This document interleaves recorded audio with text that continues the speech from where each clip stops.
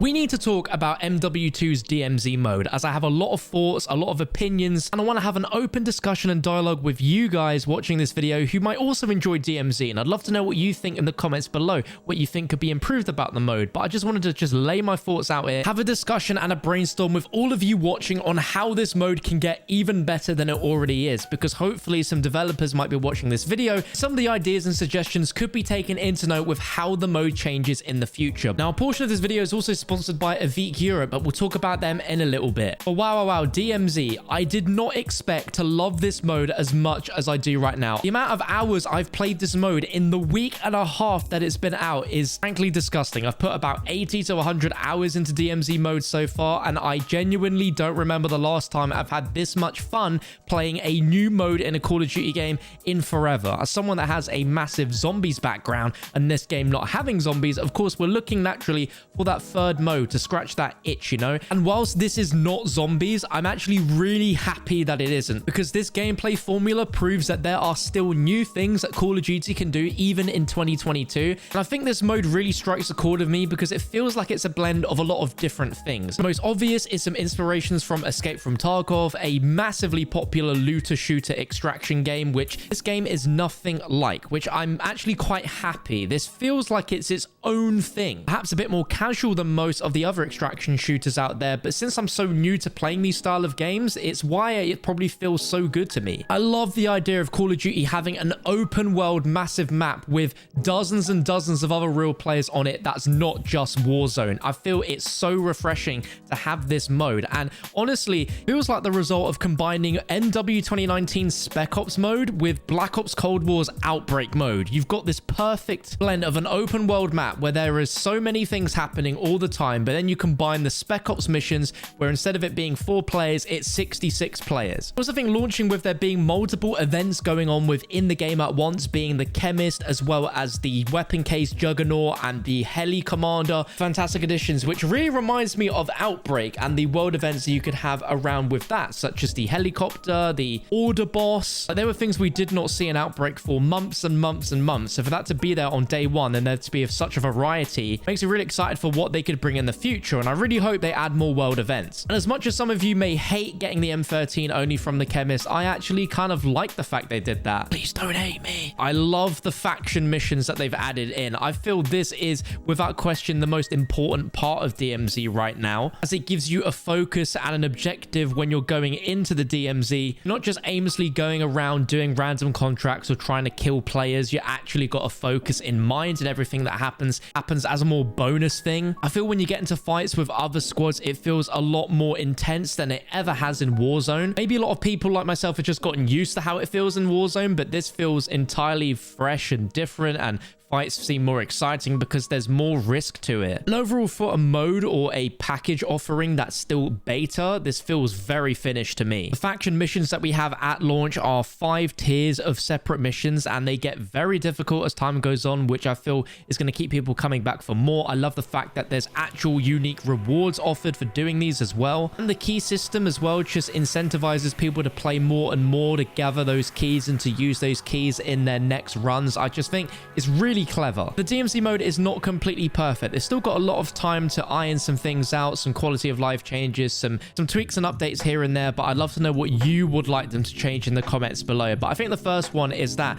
as someone that doesn't always have a team of 3 to jump in with on DMZ, and I run solo a fair amount, I feel the game is just slightly unbalanced for solo play. Now, don't get me wrong, I like the fact that the game is hard, but I just feel like on solo, the game could hold your hand just a tiny bit more in the form of maybe giving you like a self-revive when you spawn in or something like that, just to recognize that you are a solo player and that things are going to be a little bit more trickier for you because you don't have other teammates to revive you, and a self-revive I think could be the easiest. Either that or some sort of filter when you search for a game of DMZ that puts you in games only with other solo players. I think that would be really interesting. I don't know if that's possible, but that would be really cool. Just before we dive into the main gripes, a quick message from today's sponsor. This video is kindly sponsored by the guys at Avik Europe. Europe. Now, to all my airsofting viewers out there, Avik is the world's largest distributor and airsoft retailer with an unmatched selection of assault rifles, sniper rifles, airsoft upgrades, and more. And they've been the world's leading distributor, innovator, and developer of airsoft training equipment for over 20 years. And like me, who lives in Europe, they're finally opening a Europe store. Now, I've personally never been airsofting before, but it looks a lot of fun. And Avik has literally everything you need to get started. And to help me get started, they sent me one of their assault rifles, this Airsoft M13. And this thing looks the business. I can literally feel like I'm Ghost out of Modern Warfare 2 or something with this thing. For someone that's done a lot of paintball, but I've actually never done airsofting before, this website is perfect and introduced me into everything I need to get started. And as you see, they have exclusive offers, tons of airsoft guns, accessories, gear, supplies, and more, with a ton of featured brands and everything you need to get started. If you're interested in learning more about Avik Europe and airsofting, then go ahead and click the link in the description. Thank you to them for sponsoring, but let's get back to the video. The main gripe I have with DMZ right now is that the AI are just absolute gold tier Terminator bots. They have no remorse.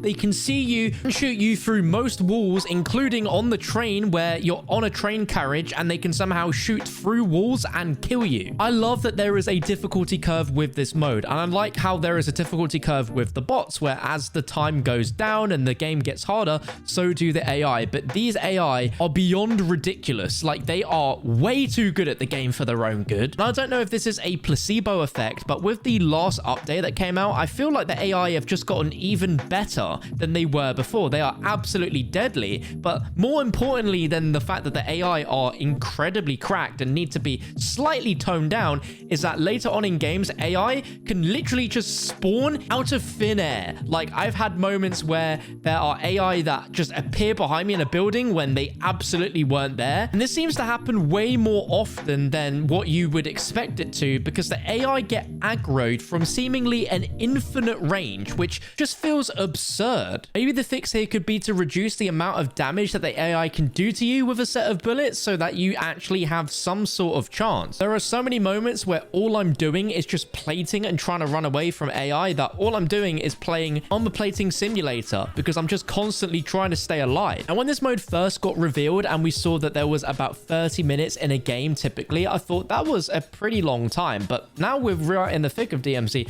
I feel like the time you have is actually not long enough. I would really appreciate if games actually lasted a little bit longer. And the reason why the game should last a little bit longer is when you're doing some of these tier 3, tier 4, tier 5 missions, there's a lot of things which require you to get a ton of things done within one single game. And sometimes if your luck's not on your side, you actually will not be able to do it because of how much time you have. I'd love to see them add some changes into what happens when you're looting a enemy's backpack that you've killed. The first thing is, say if you have a small backpack, you can't pick up the enemy's medium or large backpack. I feel that needs to be addressed pretty quickly, because how on earth are you rummaging a backpack, but then you can't take their backpack? It doesn't make any sense at all. The second being that if a player leaves straight after they get killed, all of their loot disappears, including their backpack. And I definitely feel that is an issue that needs to be fixed pretty soon. Maybe there is a way that the game can take like a snapshot of that player at the very moment that they died, so that their loot stays there for the rest of the game. Because there's nothing worse than risking a ton trying to fight a squad, wiping them, and then going ahead and trying to get their loot, and it's all gone before you can even get to their bodies. Another thing is that when you kill an enemy, they drop their dog tag, which is really cool. But aside from selling it for 2,500 cash,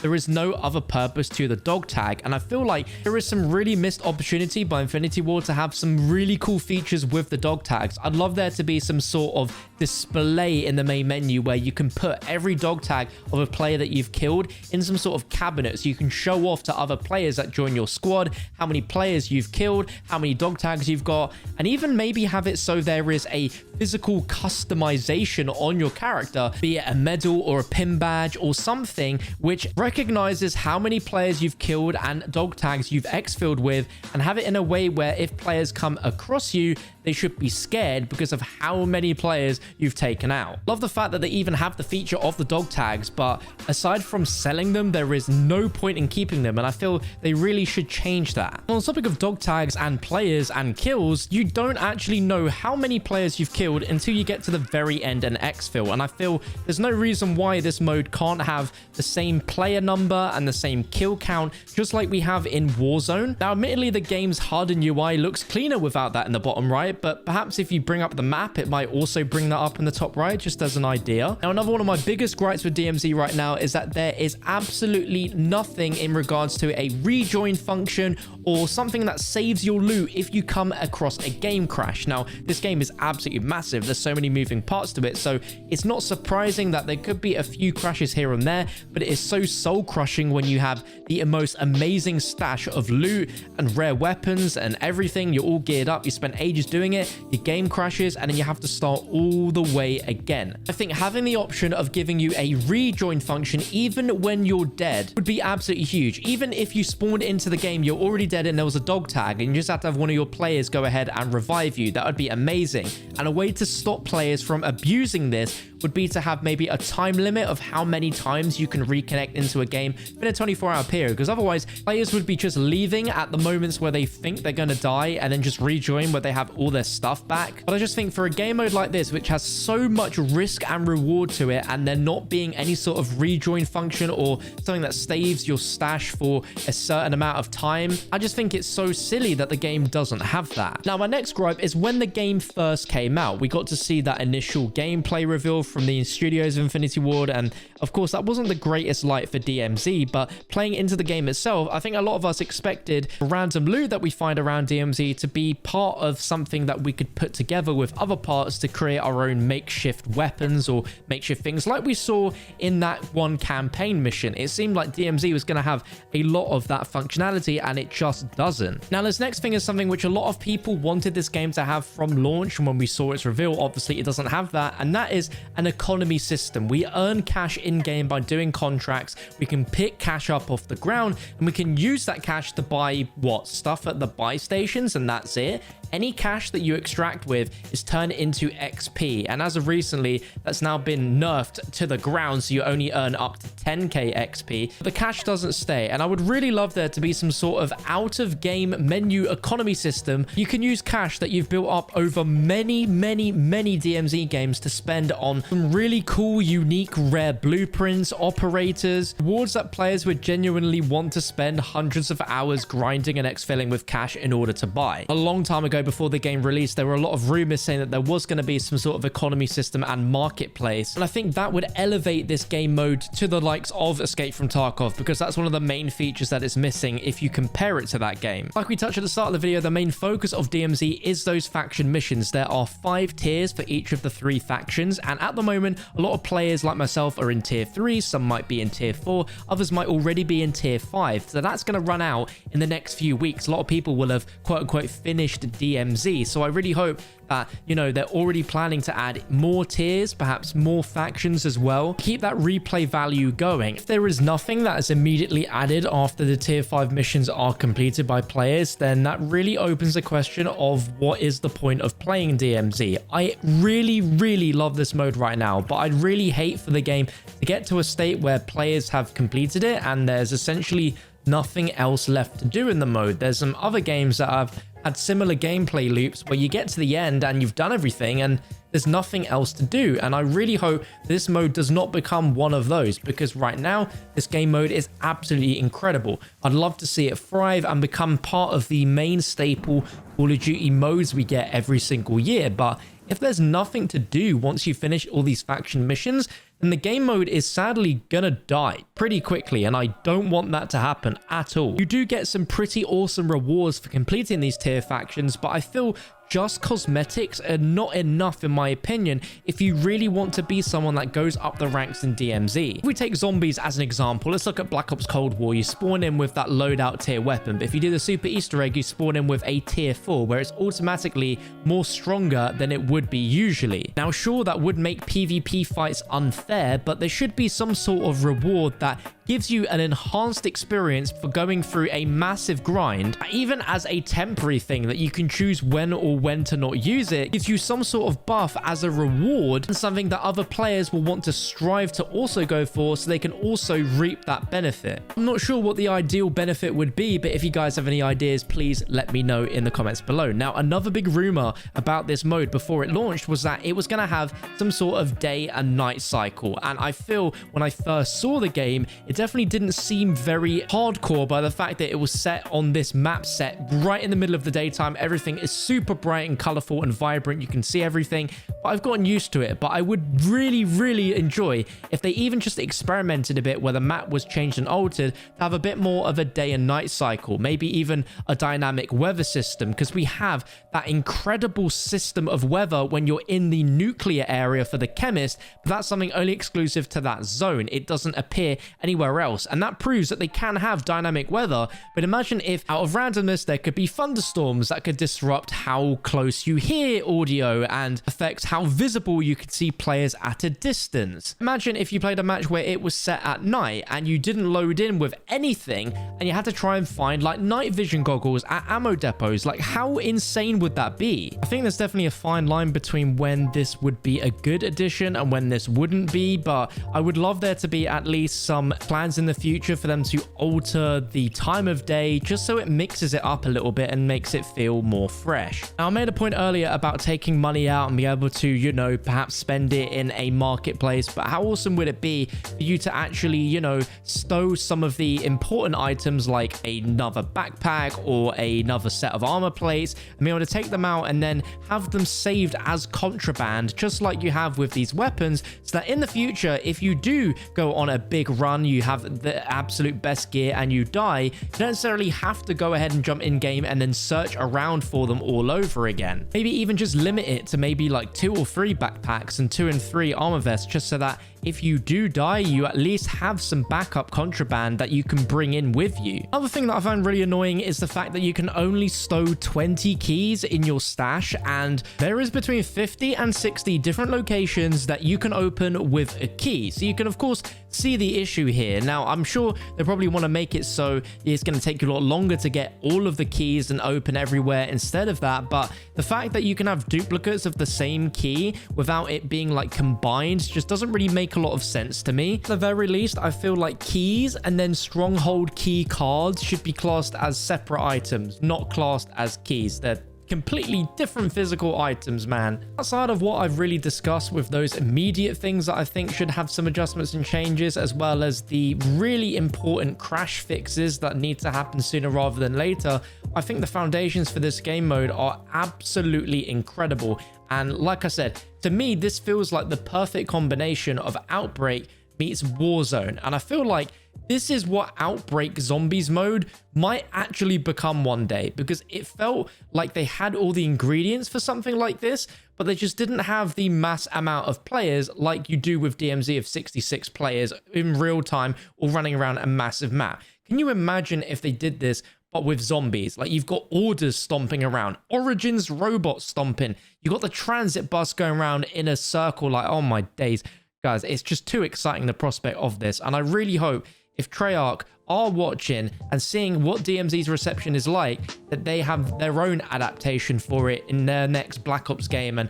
IW also have, you know, plans for this for the very far future, because I genuinely think this has legs to go really far. Like, the fact that it's already branded as a free-to-play game along with Warzone 2 immediately gives this a ton of eyes onto it necessarily wouldn't play a game like this. Like, in my opinion, Warzone is like a casual and hardcore experience. If you're a casual player, you'll be pitted up against players of a similar skill, so the game won't feel too sweaty. But when you get to that certain bracket, Warzone can be a really frustrating time, because you're just up against the sweatiest players in the world and you don't really have any chance to really compete, and all that time spent trying to, you know, gear up and everything and then just lose in your first battle just feels really draining. But DMZ just feels entirely different to that. But DMZ is a lot more of a casual experience, so you can play with friends and have a really good time. But at its core, it's actually quite complicated and might take a little bit of time for you to really understand how it all works. The uncertainty of it all, the fact that you could come up against, you know, 2-3 teams throughout your game, or